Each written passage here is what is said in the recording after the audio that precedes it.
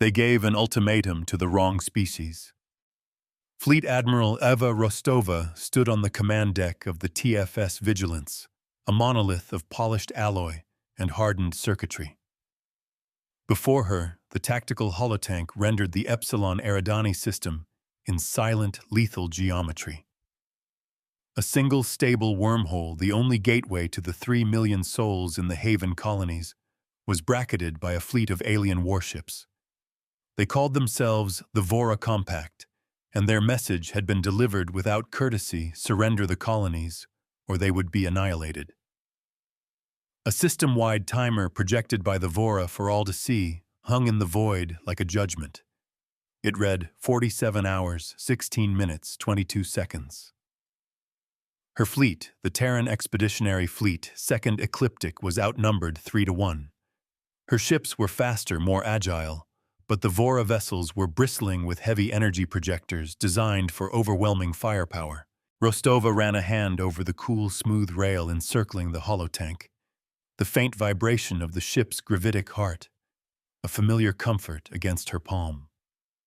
Her reflection stared back from the polished surface, a woman whose resolve had been forged in a dozen similar standoffs across the spiral arm. This time, however, felt different.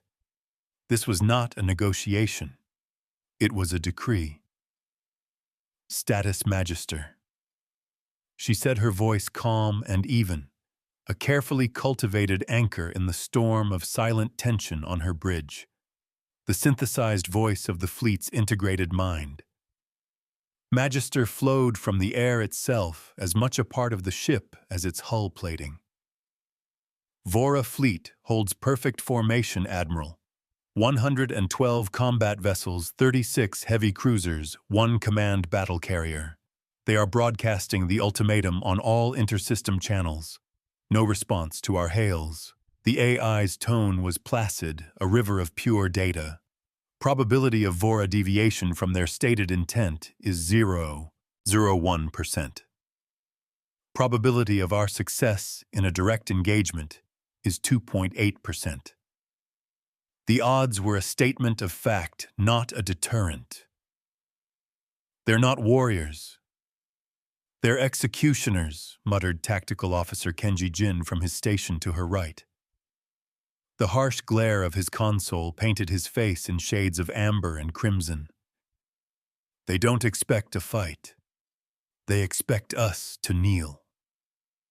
Rostova's eyes narrowed, fixed on the Vora command ship, a behemoth whose energy signature dwarfed the others. It pulsed with a strange rhythmic resonance that didn't match their known drive systems. A small mystery nested inside a giant crisis. They have never faced a Terran fleet, Kenji. They are accustomed to doctrines of shock and awe. We prefer to teach. She turned her gaze from the tactical display to a small, isolated feed in the corner of the main view screen. It showed a civilian transport, the Stargazer, one of dozens caught behind the Vora blockade. Inside, a young girl had her hands pressed against the viewport, her small form silhouetted against the starfield. Her family was behind her, their faces pale with worry, their entire world reduced to this metal shell and the distant, silent promise of the Terran fleet. The sight sharpened the stakes to a razor's edge. We are the wall against the coming night. Magister, run a full-spectrum analysis on that command ship's resonance pattern, Rostova ordered. Cross-reference it with every known heavy cloaking generator and predictive combat algorithm in the repository. There's something wrong with that signal. She tapped the rail, a soft, rhythmic beat. Meanwhile, prepare the mirror arrays. The Vora want a demonstration of power. We'll give them a lesson in geometry instead. Jin's head snapped up, a spark of understanding in his eyes. The lattice. You're going to blind them. Not blind them, Rostova corrected, a faint, grim smile touching her lips. We are going to show them their own reflection. The Vora doctrine was simple, brutal, and public. Every ultimatum was a broadcast spectacle, a demonstration of their unassailable authority designed to quell dissent within their own vast, fractious empire. Compliance was rewarded with subjugation. Defiance was met with overwhelming televised annihilation. They fought not just with warships, but with the weaponization of inevitability. Their strength was a cage of their own making. Magister Rostova continued, her voice dropping to a low command tone. The objective is not to break their fleet. The objective is to break their doctrine. Isolate the Vora broadcast network. Find its source, its relays, its authentication protocols. We're going to add our own commentary to their little show. The AI's voice returned a subtle shift in its modulation, suggesting immense processing power being redirected. Protocol analysis initiated. Admiral, this strategy carries an extreme risk. If they perceive a direct network intrusion, they may accelerate their timetable. The ultimatum could become immediate. It's already immediate for the people on those transports, Rostova countered, her gaze flicking back to the little girl on the stargazer. The child was pointing now, her small finger aimed directly at the vigilance. Hope was a fragile, desperate thing. Their doctrine is a weapon aimed at the public will. We will turn that weapon back on its creator. Their ultimatum was a mirror, and we would decide what it showed. Deep within the vigilance, the low hum of the ship's primary systems was a constant companion. In the mess hall, crew members ate in hushed tones, the tension a palpable presence. A junior ensign, barely a year out of the academy, traced the condensation on her water bulb, her eyes distant. An older chief petty officer sat across from her, his face a roadmap of old battles. He caught her gaze and offered a simple, steady nod. No words were needed. The silent gesture spoke of shared duty, of a line held across generations. It was a promise that they would not falter. A low chime echoed through the bridge, signaling a priority update. Admiral Magister announced, I have isolated a high-bandwidth data stream originating from the Vora command ship. It is not their public broadcast. It is a tightly encrypted continuous feed directed inward toward Vora core space. What is it? Jin asked, leaning forward. Predictive modeling. Millions of combat scenarios running in parallel, Magister clarified. They are not just waiting. They are wargaming against us in real time using live sensor data. The rhythmic resonance is a byproduct of their quantum processing core. They were preparing for every move we could possibly make. Rostova absorbed the information without a flicker of surprise. It explained their perfect, unwavering formation. They weren't just disciplined. They were being puppeteered by a machine that had already seen 1,000 versions of this fight. A predictive AI. That complicates the feint. It makes it impossible, Jin stated flatly. Any ghost signature we project, it will identify as a decoy within seconds. It knows our ship counts our drive signatures, our standard evasive maneuvers. Then we won't use standard maneuvers, Rostova replied. She walked to the center of the holotank, the light casting long shadows across the deck. She swept her hand across the display, a cascade of commands flowing from her fingertips. A new set of icons appeared, thousands of tiny diamond-shaped symbols. Deploy the full swarm. Every mirror, every decoy drone, every sensory emitter we have. We won't create a ghost fleet. Her fingers danced, linking the symbols into a vast, intricate web that enveloped her own fleet. We will create a ghost nebula. They expected a sword. We would give them a fog of war. The order was given. From the hangar bays of the second ecliptic, thousands of drones no larger than a human fist were launched into the void. They were simple things, a tiny thruster, a power source, and a sheet of hyper-refractive material folded into a compact shell. As they dispersed, they unfurled, becoming glittering kilometer-wide mirrors of impossible thinness. A second wave followed, drones designed only to emit the chaotic radiation of a stellar nursery. To Vora sensors, the clear, empty space around the human fleet began to cloud. False energy readings bloomed and died. Ghostly sensor echoes appeared by the thousands, shifting and swirling in a calculated ballet of misinformation. It was not a fleet they were creating, but a dynamic, three-dimensional storm of phantom data that would choke any predictive algorithm with sheer, overwhelming noise. Magister, what is the Vora AI's response? Rostova asked, her eyes tracing the chaotic dance in the holotank. It is. Confused. Admiral, the AI responded, a hint of something akin to surprise in its voice. It is dedicating 90% of its processing power to resolving the sensor noise. Vora weapon systems are now on automated firing protocols targeting threats based on probability, not certainty. Their greatest weapon had become their greatest weakness. They've handed firing authority to a machine that can no longer see. Jin breathed, a slow smile spreading across his face. Now Rostova said, her voice sharp and clear. The convoy. Signal the Stargazer and the others. Full burn direct vector to the wormhole. We will escort them personally. The civilian ships, which had been holding position in a tight, terrified huddle, roared to life. Their engines flared, pushing them forward into the storm of mirrors and lies. Rostova's fleet moved with them, a shield of steel and courage. The Vora, enraged and confused by the sensory chaos, began to fire. Lances of pure energy, brilliant and terrible, tore through the ghost nebula. They struck mirrors which shattered into glittering dust. They hit radiation emitters which died with a final defiant pulse. For every 1,000 shots they fired, only one came close to a real target. The Terran fleet's point defense cannons, guided by Magister's unclouded logic, intercepted them with contemptuous ease. The console beside Jin lit up with a damage report. A stray particle beam had grazed the destroyer stalwart.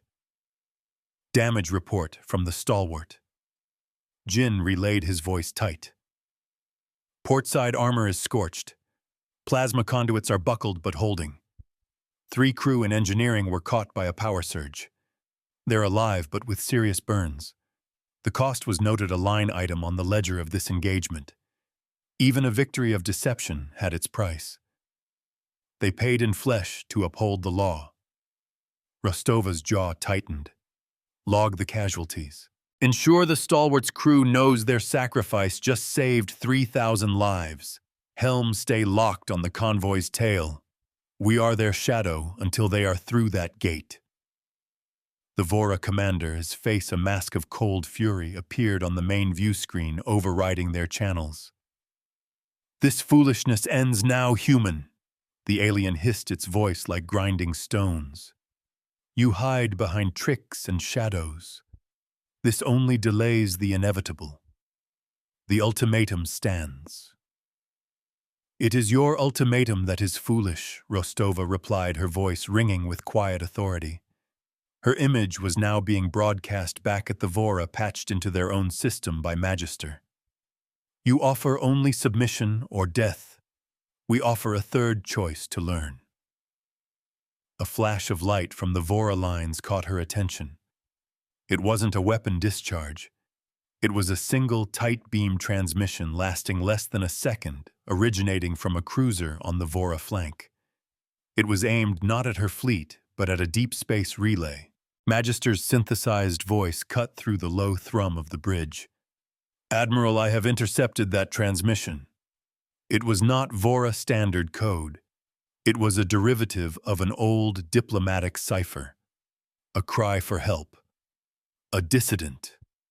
A crack in the monolith. Decode. Intuit, Rostova ordered, never taking her eyes off the Vora commander's snarling face. The rest of the fleet, concentrate all remaining mirrors forward. Create a corridor, a focused wall of light between the convoy and their guns. The countless mirror drones pivoted as one. They formed a shimmering, miles-long wall that caught the Vora's energy lances and scattered their power, turning lethal beams into harmless, diffuse auroras. The light show was spectacular, a testament to humanity's refusal to fight on anyone's terms but its own. The convoy plunged into the relative safety of the mirrored corridor, the wormhole's maw now tantalizingly close. The Vora commander roared in frustration, ordering his ships to converge to physically crush the convoy. But his fleet was mired in the Ghost Nebula, their movements sluggish and uncoordinated, their predictive AI still struggling to find reality in a sea of ghosts. They were a giant chained to a maddened brain. Their perfect system was now a perfect prison. The convoy is entering the wormhole aperture. Admiral Jin reported relief washing over his features. All civilian ships are away. A collective sigh of relief rippled through the bridge crew. They had done it. They had snatched 3 million souls from the jaws of the beast. But the beast was still here, and the timer was still counting down. Now the ultimatum was for them alone. Admiral Magister said, its voice grave. The dissident's message has been decoded. It is a warning. The ultimatum is not merely a political tool. It is a ritual. The Vora broadcast is tied directly to their command hierarchy. A commander who fails to enforce an ultimatum is erased. His ship, his crew, his very name is expunged from their records. He is fighting for his own existence. The message contained more a data packet, a complex set of encryption keys for the Vora's internal command network. The dissident was giving them the keys to the kingdom. They had offered a sword and a shield to go with it. Rostova looked at the Vora fleet, no longer seeing a monolithic enemy, but a collection of individuals trapped in a brutal system. The enraged commander was not just a villain. He was a victim of the same doctrine he sought to enforce. Her path became clear. It was not enough to win. It was not enough to survive. She had to break the system itself. They've built their society on a foundation of fear, Rostova said, her voice a low murmur. A ledger where failure is a death sentence. It's time we showed them a different way to keep the books.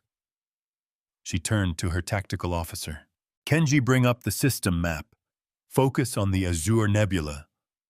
The holotank shifted, displaying a turbulent cloud of gas and dust not far from their position. It was dense, volatile, and a sensory nightmare to navigate. It was the perfect place to spring a trap. Admiral Jin asked a question in his eyes. The Vora commander cannot retreat. He cannot admit failure. He must pursue us, Rostova explained. He will follow us anywhere. We will lead him into that nebula. And once he is inside, we will turn his cage inside out. Her plan was forming, audacious and terrifying.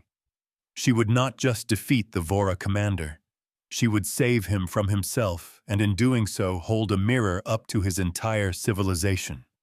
This fleet teaches by numbers and remembers by ledgers, never by collars. We would force them to confront the true cost of their doctrine. Before they could begin, another civilian vignette flashed onto a side screen, this one from a news feed on the Haven colony itself. The anchor's face, once etched with fear, was now filled with a fierce, defiant pride. Behind him, crowds were gathering in public squares, watching the tactical data stream from the second ecliptic. They were not helpless refugees. They were witnesses. The feed showed a colonial marshal, her helmet tucked under her arm, watching the display with tears in her eyes. They didn't run, she whispered to the reporter beside her. They came for us. They actually came. Rostova watched the marshal's face for a long moment, the woman's resolve a reflection of her own. This was why they held the line. It was never about territory or resources. It was about the promise that no one would be left behind. The weight of that promise settled on her shoulders, not as a burden, but as armor. Helm set a course for the Azure Nebula, she commanded. Magister, prepare to reconfigure the mirror lattice.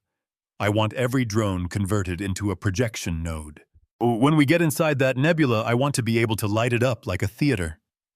A theater, Admiral, the AI inquired.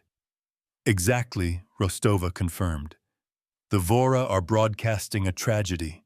We are going to change the script to a morality play. And the main character will be the Vora commander himself. The stage was set for the second act. The Terran fleet disengaged its movements, a carefully orchestrated retreat. They left a wake of sensor ghosts and dying mirror fragments, a breadcrumb trail leading directly toward the churning, irradiated clouds of the nebula. As predicted, the Vora commander, blinded by rage and the absolute necessity of victory, gave the order to pursue. His massive fleet, designed for methodical, overwhelming assaults in open space, plunged into the sensory chaos of the nebula, after the smaller, more nimble human ships. The interior of the nebula was a maelstrom. Static discharges thick with charged particles slammed against the Vigilance's shields, causing the deck plates to vibrate with a low, guttural hum. The view screen became a swirling vortex of purple and blue shot through with veins of electric green. Navigation became a matter of trusting instruments that screamed in protest. "We are in position," Admiral Jin reported, his knuckles white where he gripped his console. "The fleet is anchored in the central cavity. It's the only pocket of relatively stable space for 100,000 kilometers. And the Vora, they've taken the bait. They're following our ion trail. Their formation is sloppy. They're fighting the nebula more than they're fighting us," Jin said, a hint of grim satisfaction in his tone. The hunter had walked willingly into the lair. "Magister, use the dissident's key," Rostova ordered, her voice cutting through the tension. "Don't just tap their broadcast. Seize it. I want control of every screen in Vora space. What they are about to see, they will see through our eyes." "The key is accepted," the AI confirmed. "I have root access to their public broadcast network. We are the ghost in their machine, Admiral." Rostova took a deep breath, the recycled air tasting of ozone and anticipation. She looked at her crew, their faces tense but resolute, illuminated by the ghostly light of their stations. They had drawn the enemy in. They had the means to expose the truth. Now came the moment of confrontation, where the moral line of humanity would be weighed against the cold calculus of the Vora doctrine. The Vora commander's voice boomed across the open channel, distorted by the nebula's interference but filled with undiluted triumph. "You are trapped humans, your tricks have failed you. There is nowhere left to run. Surrender now, and I may grant you a swift end." Rostova allowed herself a small, cold smile. "We have no intention of running, Commander," she replied. Her voice broadcast across his network to his fleet and to the billions of his own people watching at home. "And we are not the ones who are trapped." She gave the order. "Light it up." The reckoning had begun. Across the vast, swirling cavity of the nebula, the thousands of mirror drones now acting as projectors came to life. They did not project light as a weapon. They projected information. On the churning dust clouds on the surfaces of asteroids, on the very fabric of space, enormous images began to form. They were not attack vectors or weapon lock-ons. They were numbers. A live real-time tally appeared stark and undeniable. On one side, under a Terran Federation symbol, was a single entry, Stalwart 3 crew wounded. On the other side, under the Vora compact insignia, a list began to grow with terrifying speed. The Vora fleet, firing blindly into the nebula at sensor ghosts, was hitting itself. Vora cruiser Stonefist has fired upon Vora frigate Unblinking Eye. Casualties 87.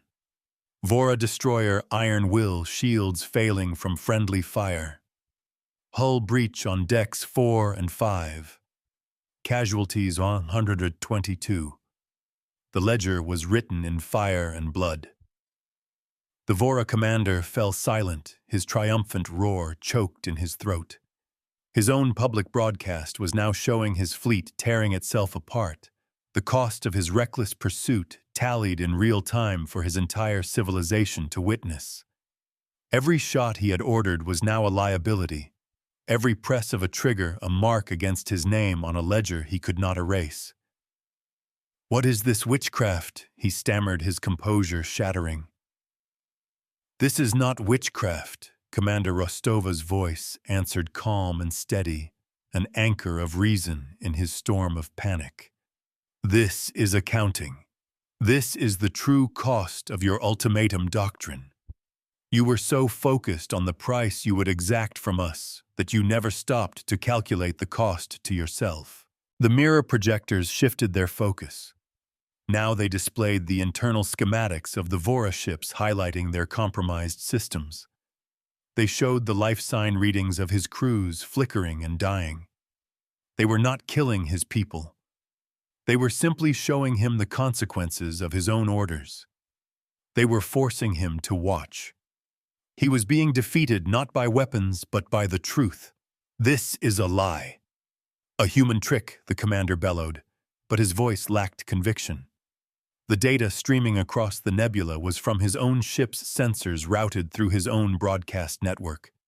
It was undeniable. He ordered his ships to cease firing, but the automated systems still trying to fight the Phantom Nebula were slow to respond. More casualties were added to the tally. On the bridge of the Vigilance, the atmosphere was electric. Jin was coordinating the data feeds, his fingers flying across his console. "He's losing control, Admiral. Command authority is breaking down. Multiple ships are ignoring his orders, trying to navigate out of the nebula on their own." "Magister, isolate the ship of the dissident," Rostova commanded. "Patch me through on a private channel. It's time to see if our friend is willing to take the next step." The tactical display highlighted the Vora cruiser that had sent the original message, the Truth Seeker. It was one of the few ships that had ceased firing, immediately holding its position at the edge of the chaos. A channel opened. "This is Admiral Rostova of the Terran Fleet 2nd Ecliptic," she said, her voice quiet and direct. "You gave us a warning. Now we are offering you a choice. Your commander is compromised. Your fleet is in disarray. You can restore order. We will guarantee your ship's safety if you issue the command to stand down. There is always another way." Silence stretched for a long, tense moment. The only sounds were the crackle of cosmic radiation against the shields and the distant muffled thuds of Vora ships colliding in the dust clouds. On the main view screen, the Vora commander's face was a portrait of a man watching his world crumble. He had been so certain of his power, of the unshakable logic of his doctrine. Now he was just another casualty, his name at the top of a rapidly growing list of the fallen. Then a new voice came over the private channel, hesitant but clear. It was a Vora, but its tone was different, not the guttural aggression of the commander, but the measured cadence of a scholar. "I am Sub-Commander Kalen of the Truth Seeker. What you have done here, it is unprecedented. You had the power to destroy us in this chaos, yet you chose only to show us the consequences. We believe a lesson is more valuable than a victory," Sub-Commander Rostova replied. "But that lesson must be learned. Will you help your people learn it?" The tally on the nebula wall ticked higher. Friendly fire incident aboard battle carrier Dominion. Life support failing on command deck. The commander's own flagship was now crippled not by a human weapon, but by the blind panic of his own forces. He was trapped on a dying ship, his authority gone, his legacy a broadcast of catastrophic failure. The ultimatum had finally come for its author. "Yes," Admiral Kalen's voice came back firm with newfound resolve. "I will. For the good of the compact, this doctrine of fear must end today." He cut the private channel. Moments later, a new signal blasted across all Vora fleet frequencies, overriding the disgraced commander's useless orders. It was Kalen's voice, backed by the authority of a senior officer, invoking an emergency protocol. All Vora ships, this is Sub-Commander Kalen of the Truth Seeker. By the authority of the Compact's own charter, I am relieving Commander Valerius of duty. Cease fire immediately. Disengage all automated systems. Hold your positions. I repeat, hold your positions. The battle is over. A slow, hesitant quiet began to fall over the nebula. The frantic energy blasts ceased. The chaotic maneuvers of the Vora ships slowed as disciplined officers took control back from their maddened machines. The tally on the nebula wall stopped growing. The final number was horrifying. Over 4,000 Vora casualties, dozens of ships crippled, all without a single offensive shot fired by the Terran fleet. They had held up a mirror, and the reflection had shattered an empire's pride. Rostova watched the Vora fleet stabilize, their running lights blinking in the swirling dust like confused fireflies. Kalen had done it. He had chosen reason over ritual. But the situation was still fragile. A single act of aggression could reignite the entire conflict. Kenji, keep the ledger active. Let them see it. Let it sink in, she ordered softly. Magister, open a direct channel to Sub-Commander Kalen's ship. Visuals only. No audio. An image of the Vora bridge appeared on the main screen. It was orderly calm. Sub-Commander Kalen stood in the center, his posture ramrod straight. He looked at his screen, then directly at the camera as if sensing her gaze. He gave a short, formal bow of his head, a gesture of respect. Rostova returned the gesture, a silent acknowledgement across the void. The first step had been taken. The violence had been stopped. Now came the harder part, building a peace on the ashes of a failed doctrine, ensuring that this brutal form of accounting was struck from the galactic record forever. The ultimatum timer, forgotten in the chaos, finally reached 0. It flashed a demand for surrender one last time, a pathetic echo of a threat that no longer held any power. Then it simply vanished, its purpose rendered obsolete. The clock had run out, but time was just beginning. The silent truce held a fragile thing woven in the heart of a cosmic storm. On the bridge of the vigilance, the tension had not broken, merely transformed. The immediate threat of battle had receded, replaced by the suffocating weight of uncertainty. Every Vora ship sat motionless, a network of wounded predators held in check by a single voice of reason.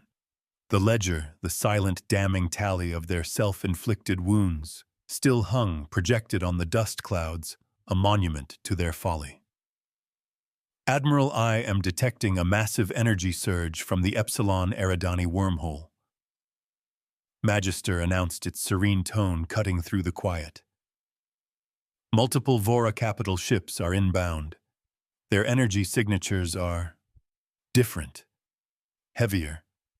They are broadcasting a high-priority command code overriding Kalen's authority.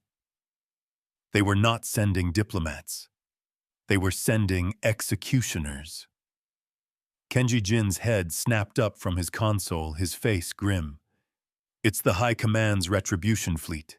Kalen has been branded a traitor. They're coming to cleanse the stain of his disobedience and finish the job. Rostova's eyes narrowed. This was the system protecting itself, a wounded beast lashing out with its sharpest claws. Kalen and his crew, who had chosen a path of de-escalation, were now marked for death by their own people. Her moral line, the core of Terran doctrine, was being tested in a way she had not anticipated. To abandon Kalen was to validate the Vora's brutal calculus. To protect him meant placing her own fleet between two Vora factions outnumbered and caught in the middle of a civil war. Magister, what is the new fleet's estimated time of arrival? 17 minutes, Admiral. The AI's voice was flat, a statement of impending doom. They are 3 times the size of the original Vora force. My projections give us a 0.7% chance of survival in a direct confrontation. a cold equation with only one answer. Before Rostova could give an order, a desperate plea came from Kalin over the open channel, his voice stripped of its earlier authority. Admiral Rostova, you have shown us the error of our ways. Do not let your fleet be consumed by our madness. You must leave. Flee through the nebula. We will try to buy you what time we can. He was offering to sacrifice himself and his followers to become a footnote in the bloody history of his people just to give her fleet a chance.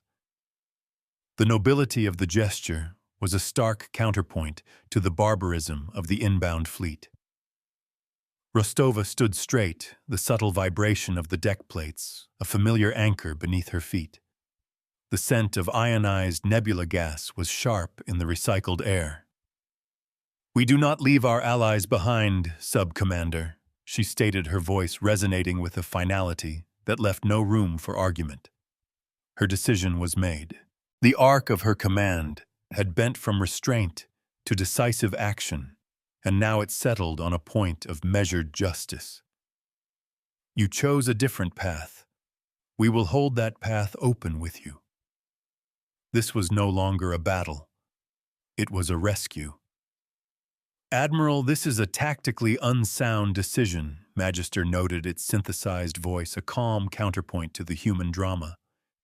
"Protecting Kalin's faction reduces our own survival probability by a full percentage point.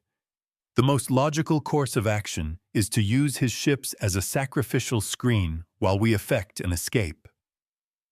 "Logic and morality are not always aligned," Magister Rostova replied, her gaze fixed on the holotank where the icons of the Retribution fleet grew steadily larger. "Run the numbers again. But this time factor in the institutional impact of a Terran fleet, abandoning an ally who embraced our principles. What is the long-term cost of that action?" There was a pause, a millisecond of processing that felt like an eternity. "The calculation is complex," the AI admitted. "It introduces variables of honor and precedent. In the long term, such an action would undermine the very foundation of Terran diplomacy. The cost would be incalculable. We do not break our word. We do not abandon our own." "Then the decision is not unsound," Rostova concluded. She turned to her bridge crew. "All ships defensive posture. Form a shield line around the Truth Seeker and any other Vora vessels that align with Kalin's command. Divert all non-essential power to the forward shields." A new wave of sensory data flooded the bridge as her fleet repositioned, the low thrum of the engines rising in pitch. The ships moved with a fluid grace, forming an interlocking shield wall, a thin line of defiance against the coming storm. Several other Vora cruisers, their hulls scarred from the earlier chaos, moved to join Kalin, their allegiance declared. They were a small island of sanity in a sea of impending violence. "Kenji, I want our remaining mirror drones to form a new lattice," Rostova commanded. "Not for projection this time. I want them configured as passive energy sinks. Position them between us and the inbound fleet. They won't stop their weapons, but they might bleed off enough energy to give our shields a fighting chance. They would turn their mirrors into sponges for the fire." The Retribution fleet arrived not with hails or warnings, but with a salvo of overwhelming force. The space between the two fleets erupted in a blinding torrent of plasma and particle beams. The mirror lattice flared, absorbing a fraction of the onslaught, before being vaporized into incandescent gas. The first impacts slammed against the Vigilance's shields, and the entire ship shuddered violently, a deep groaning protest from stressed metal. "Shields at 80%, Jin yelled over the roar of the impact. "The stalwart is reporting a direct hit. Their dorsal armor is compromised, but they're holding the line." The cost of this new stand was already being tallied. A spray of sparks erupted from a ceiling conduit raining down near the helm station. The acrid smell of burnt wiring filled the air. The Vora Retribution commander, a hulking brute named Korval, his face a landscape of ritual scars, appeared on the main view screen. You ally yourselves with traitors humans. You have sealed your own doom. We are the true Vora. We are the fist of the compact. We will not be defied. Your fist is striking at your own body, Commander Rostova replied, her voice steady, despite the vibrations shaking her command chair. Look at your fleet. You are firing on Vora ships, on Vora crews who chose peace over pointless destruction. Is this your great victory? We will hold this line. Korval only laughed a harsh, grating sound. They are no longer Vora. They are a disease, and you are the plague that spawned them. We will sterilize this entire system. The second salvo was even more intense. The Terran shields, already weakened, flickered under the strain. Alarms blared across the bridge. The lights dimmed, then surged back as auxiliary power kicked in.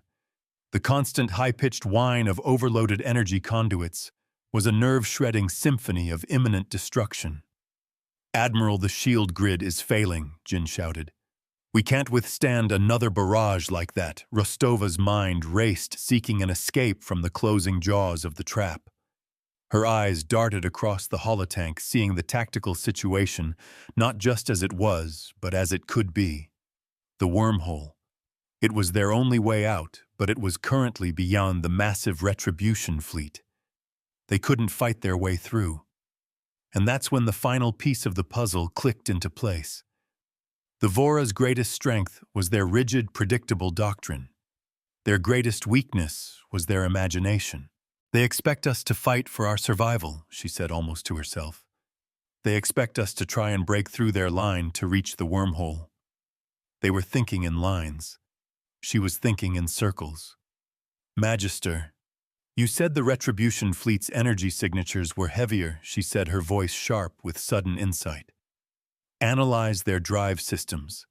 Are they using standard Vora gravitic drives? Negative, Admiral, the AI responded instantly. They are equipped with experimental chronoton core drives. They are faster and more powerful, but they generate a significant temporal distortion field when used at high intensity near a gravitational anomaly such as a wormhole. The trap was not in front of them. It was behind them. It was the wormhole itself. A temporal distortion. Rostova breathed. What kind of distortion? Under extreme power load, the drive field can cause a localized instability in space-time.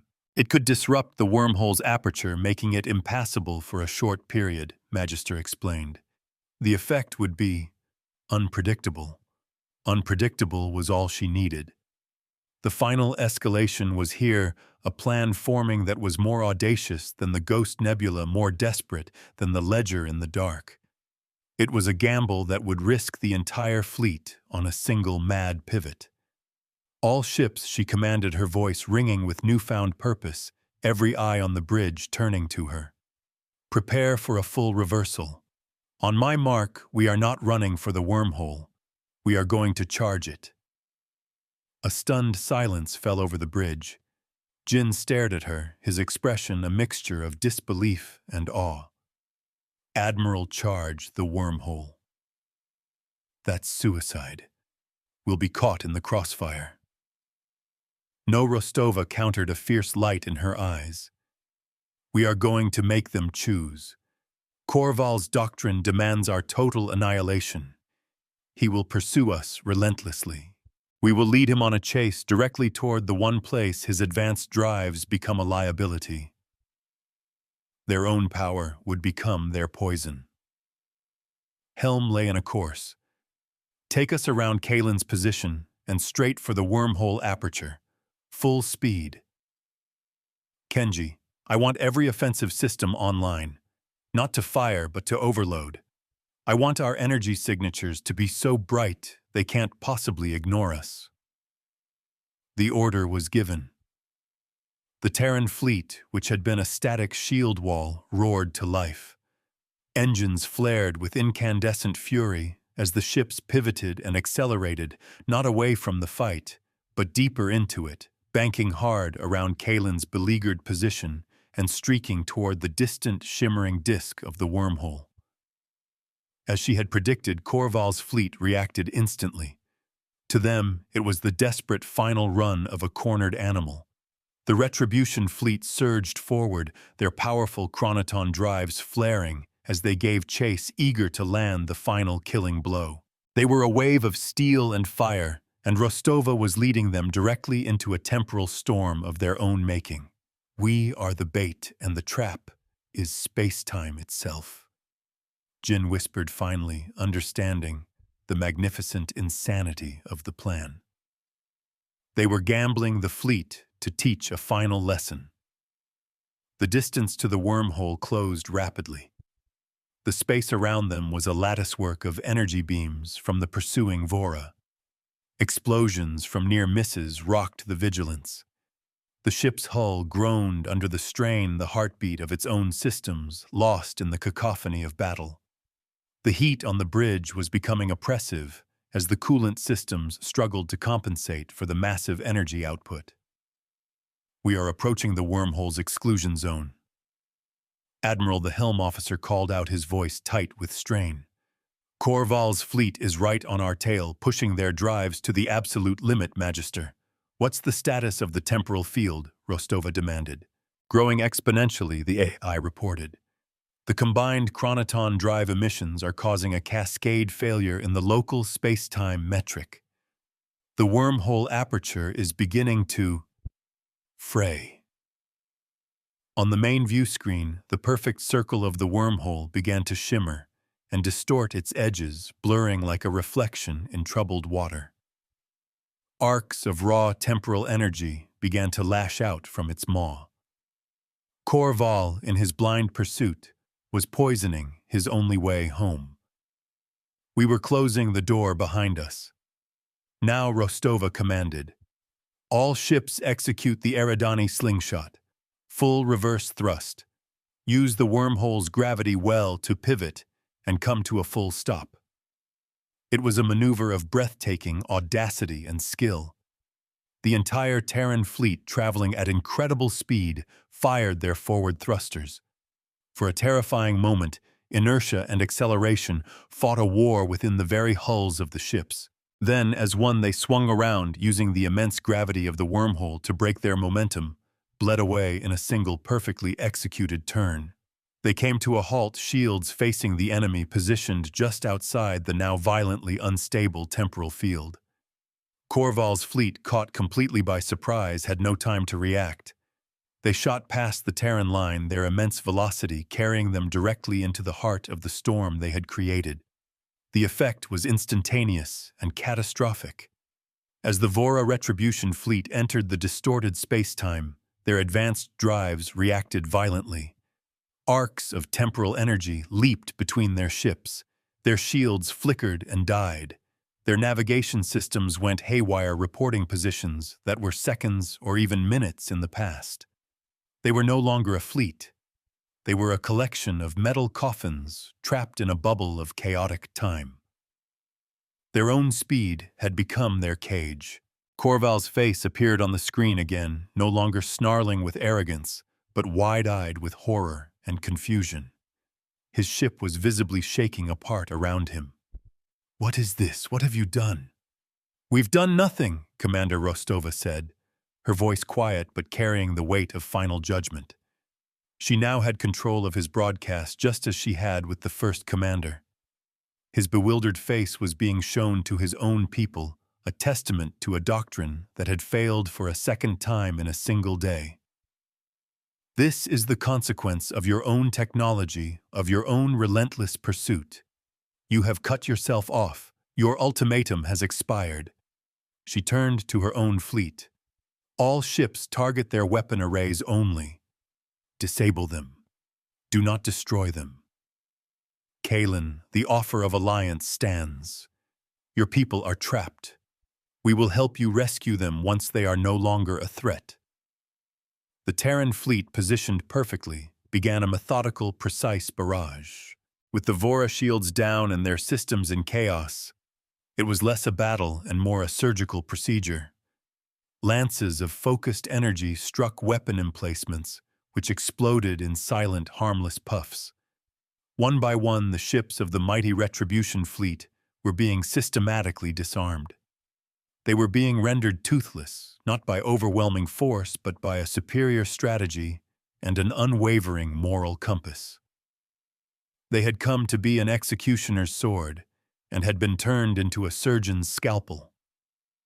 The final Vora ship was disabled.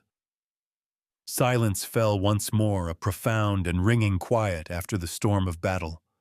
The temporal distortion around the wormhole slowly began to dissipate, but it would be hours before the gateway was stable enough for travel. Korval's fleet drifted powerless. Kalen's smaller faction, which had watched the entire maneuver with stunned reverence, began to move forward, their ships ready to assist in rescue operations. On the main view screen, a feed from the Vora core worlds showed the aftermath. Panic and confusion reigned in their halls of power. Twice they had sent a fleet to enforce their sacred doctrine, and twice it had been defeated without a single Terran ship being lost. The first time their pride was shattered. This time their very philosophy of power had been proven bankrupt. The public ledger, still visible on 1,000 feeds, was now being updated by Kalen's faction, showing the disabled ships of the Retribution fleet as a final damning entry in the cost of the ultimatum. The institutional consequence was immediate. A new voice emerged on the Vora network, not a commander, but a member of their civilian council. "The ultimatum doctrine is hereby suspended," she announced, her voice trembling but resolute. "Commander Korval is stripped of his command and will be recalled to face a full inquiry. We must reevaluate our place in the galaxy. We open channels to the Terran Admiral. We wish to talk." They had finally learned to ask instead of demand. Rostova watched the Vora fleet, now a mixture of disabled warships and rescue vessels, working together under Kalen's calm direction. The harsh, aggressive blockade lights of the Vora ships were being extinguished, replaced by the steady, pulsing glow of emergency beacons. She felt the deep, resonant hum of the Vigilance's engines settling into a peaceful rhythm, the ship itself seeming to breathe a sigh of relief. Her crew was exhausted, but alive, their faces reflecting the quiet pride of a victory won, not by force but by principle. The cost had been high in stress, and near misses, the stalwart's scorched hull and her wounded crew, a stark reminder of the price of holding the line. But they had held it. She stood alone on the command deck as the bridge crew began their post-action duties, the holotank now displaying a peaceful system. They had faced down the fist of a brutal empire and had not answered with a fist of their own. They had answered with a mirror, then with a ledger, and finally with an open hand. True strength was never about the power to destroy. It was the wisdom to understand when to teach, the courage to protect those who wished to learn, and the resolve to show an enemy the cost of their own hate, forcing them to reckon with the truth written in a ledger of their own making. The balance had been met. You do not defeat an idea with weapons. You defeat it with a better idea.